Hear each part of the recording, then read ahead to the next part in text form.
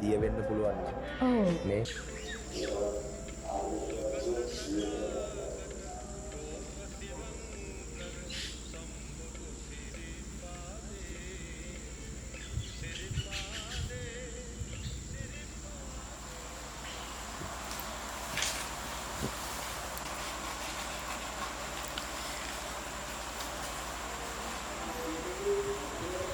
මගේ ඉස්සර මං ඇහුවා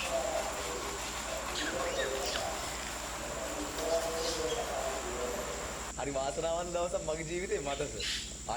අයිබෝන් අශේන්. සර් ගුරුවරු අතරේ කැපී පෙනෙන්නේ හිතාමතාද මේ මට මේ කූඩුව හදන්න තේරෙන්නේ නැහැ. ඇවිත් පොඩ්ඩක් උදව් කරනවද?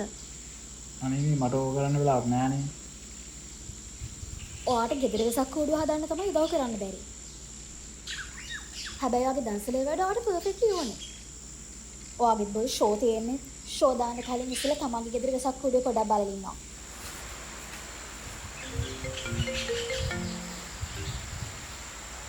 Hello. So much up.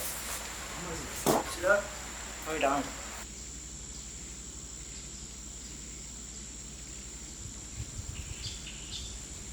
වැඩ යනවනේ ලස්සනට.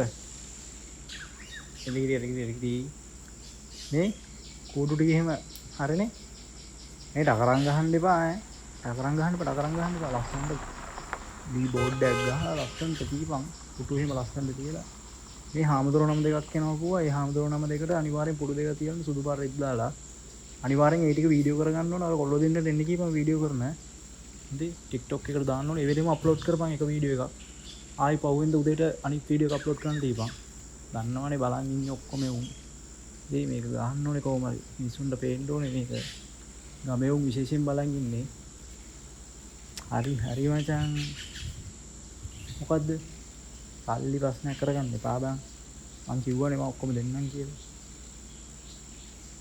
හරි එළිගිරි. අවුව මාත් වෙනවා. මං යනවා තවරි.